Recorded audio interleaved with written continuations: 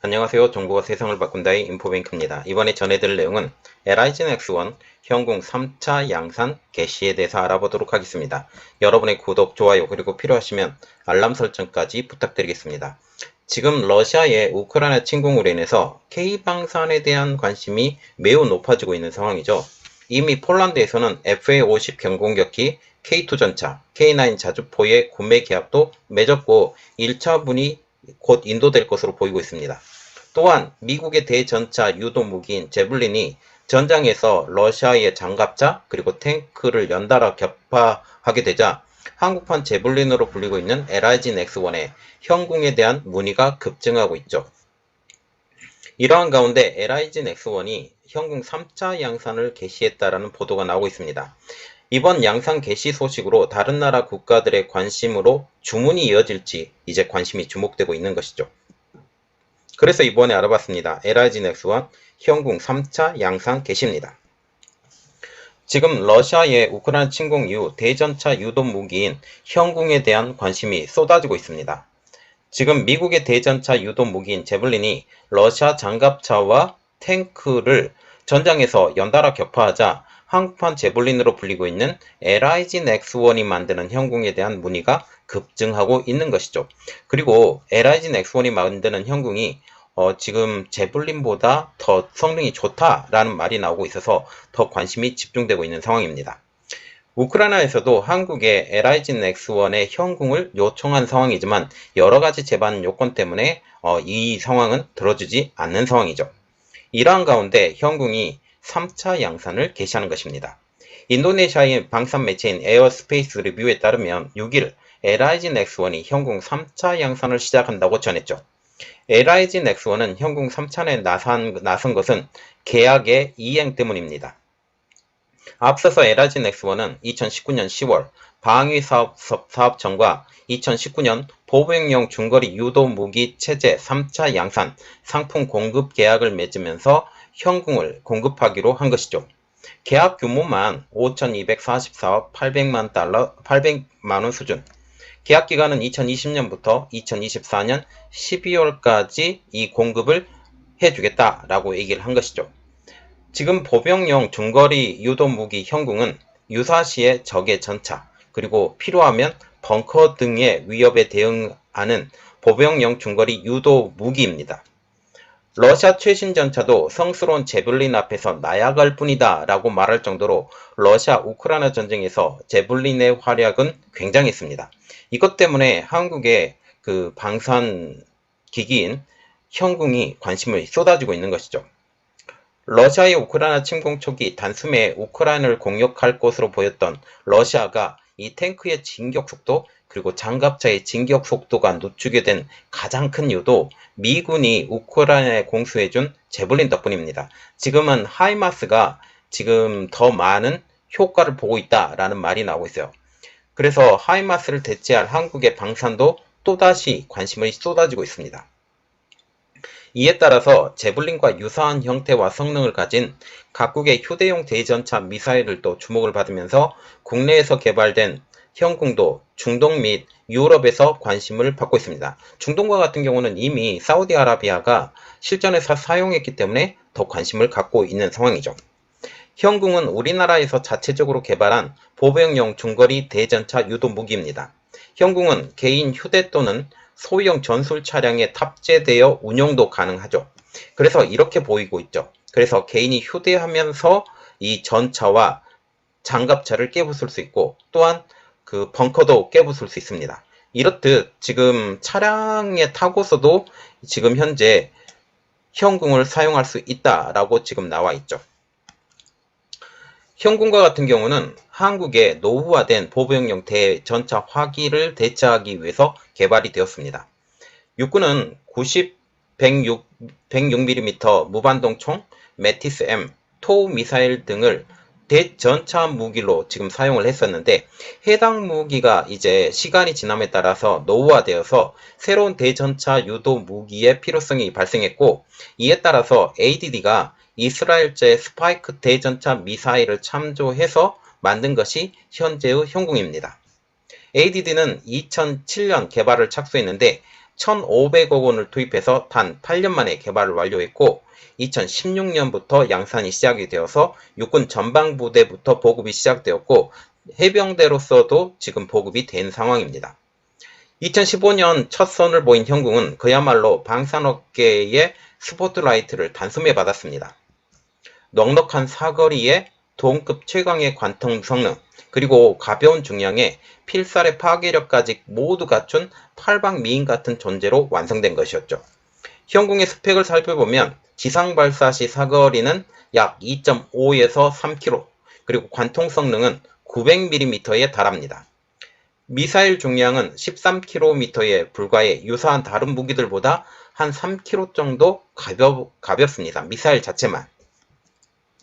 특히 발사 모드는 두 가지가 되는데 직사 모드, 탑 어택 모드, 이 모드를 선택할 수 있는데 직사 모드와 같은 경우는 발사 지점에서 목표까지 일직선으로 나가는 방식이고 탑 어택 방식은 발사 이후 일정 고도로 올라간 후에 목표물에 직각으로 떨어지는 방식입니다. 그래서 공중을 향해 쏘는 방식. 그래서 지금 내가 어디 있는지 정확하게 알려주지 않는 방식이 탑 어택 방식입니다. 그래서 현재 위치에 대해서 들킬 염려가 더 적게 되는 것이죠.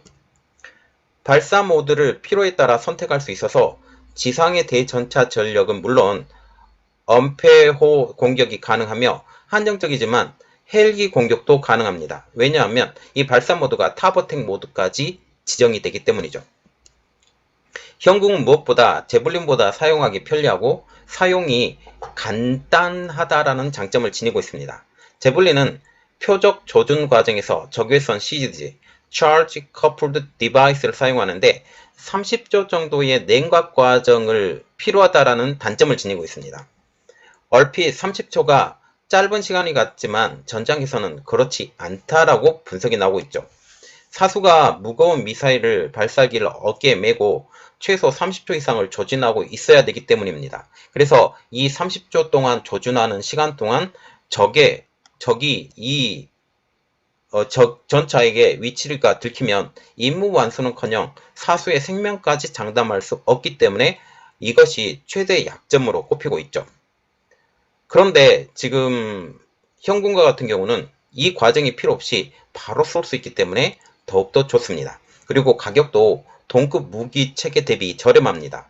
제블린은 대당 가격이 3억 원 정도로 알려졌는데 형궁은 대당 가격이 1억 원 정도로 지금 그 수준이 3분의 1 수준입니다.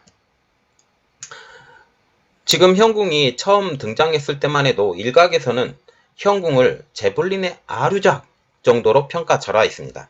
사실 제블린은 이번 러시아 우크라이나 전쟁보다 한 발 앞서 세계의 주목을 받은 일이 있었죠. 2015년 발발한 예멘 내전 당시 엄청난 활약을 보였던 것입니다. 그러나 아이러니하게도 형궁도 세계 시장에 등장한 것이 2015년 예멘 내전 때였습니다. 예멘 내전은 사우디아라비아가 이집트, 요르단, 아랍에미리트, 바이레인 등 연합군으로 참가해서 이란의 지원을 받고 있는 예멘의 후티 반군을 몰아내기 위해 벌인 전쟁입니다. 여전히 예멘의 후티 반군은 가지고 있고 여기에 이란이 계속적으로 지원을 해주는 상황이죠. 연합군 측은 후티 반군의 전차, 차량, 진지를 공격하는데 제블린 미사일의 덕을 톡톡히 봤습니다. 이 과정에서 이스라엘군은 그때 공급받았던 150발의 제블린 미사일 재고를 전부 써버렸습니다. 상황이 이렇게 되자 사우디는 자국군과 연합군에 이 제블린을 대량으로 보급하기 위해서 제블린 미사일 1만 5천 발을 미국에 주문을 했지만 미국 상원이 이 제블린 미사일을 수출에 승인하지 않아서 곤란한 상황이 빠져버리게 된 것이죠. 이때 혜성처럼 등장한 것이 바로 형궁입니다. 결국 긴박했던 사우디는 우리나라의 도움을 요청했고 우리 군의 형궁이 중동 사막으로 수출되어서 세계 시장에 첫 발을 디딘 것이 바로 이때입니다. 형궁을 보급받은 사우디군은 이후 제블린과 형궁을 비교했고 형궁이 더 우수한 대전차 미사일이라고 밝히기도 했죠. 특히 비냉각식 적외선 CCD와 가시광선 카메라를 채택해서 주야간은 막론하고 신속한 조준과 발사가 가능했기 때문입니다. 30초를 기다릴 여유가 없어서입니다. 현궁이 중동에서 대박을 터뜨린 이유도 바로 이 때문이죠. 바로 필요할 때 바로 쏠 수 있는 상황을 만들어졌기 때문입니다.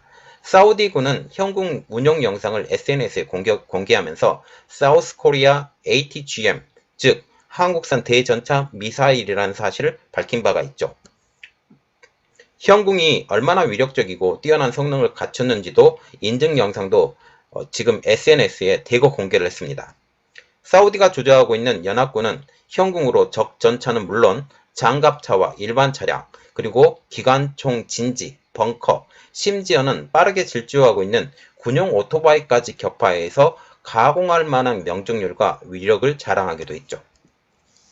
이렇듯 글로벌 방산업계가 한국의 현궁을 주목했음에도 그 명성은 중동 지역에서만 국한이 되었습니다.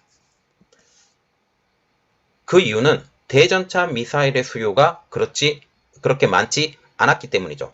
실질적으로 전장이 필요한 곳에 대전차 미사일이 필요한데 이것을 사용하는 운용하는 나라들이 그렇게 많지 않았다는 점입니다. 또한 제블린이라는 브랜드가 시장을 선점하고 있기 때문에 제블린의 그 명성에 눌렸던 것도 사실이죠. 그러나 이번 우크라이나 전쟁으로 보병 휴대용 대전차 미사일에 대한 수요, 그리고 관심, 이것이 폭발적으로 증가하면서 제블린과 더불어 현궁의 위상도 올라가고 있습니다. 자, 지금 현재 우크라이나를 쳐들어왔을 때 전차를 밀고 쳐들어왔죠. 이제 그 보병과 보병끼리 맞닿았을 때 전차의 위력은 굉장히 대단합니다. 그래서 전차를 반드시 꺾어야 되고 장갑차를 반드시 몰아내야 돼요. 이러한 상황에서 대전차 미사일의 존재는 아주 중요한 사건이죠. 비대칭 전략에서 굉장히 중요한 무기라는 것을 우리가 알 수가 있습니다. 최근 러시아와 국경을 맞댄 동유럽 국가를 중심으로 보병 휴대용 대전차 미사일 시장이 폭발적으로 확대될 조짐이 보이고 있습니다. 여기에 우크라이나도 현궁의 지원을 요청할 상황 정도로 현궁의 명성이 더욱더 드높아져 가고 있죠. 특히 미국이 우크라이나를 지원하기 위해 다른 곳에 제블린을 공급할 여유가 없어지면서 그보다 우수하면서 가격은 저렴한 현궁이 반사이익을 볼 가능성이 높아지고 있다는 것이죠. 최근 러시아와 국경을 맞댄 동유럽 국가를 중심으로 보병 휴대용 대전차 미사일 시장이 폭발적으로 확대될 조짐이 보이고 있습니다. 한국의 K9, K2, FA-50에 이어 현궁과 천궁까지 세계적인 관심을 갖게 될지 관심이 주목되고 있습니다. 자, 지금 보시면 한국의 지금 현궁이 다시 만들어지고 있고 이러한 상황에서 다른 나라들도 이 소식을 듣게 되면 만들어줄 때 더 많이 만들어라 라고 얘기가 나올 수 있는 상황이기 때문에 지금 이 소식을 들었을 때 세계에서 어떤 반응이 나오게 될지 이것이 관심이 집중되고 있습니다. 이번 내용은 여기까지 하겠고요. 저희 내용이 여러분들에게 도움이 되셨다고 생각을 하시면 구독과 좋아요, 그리고 필요하시면 알람 설정까지 부탁드리겠습니다. 감사합니다.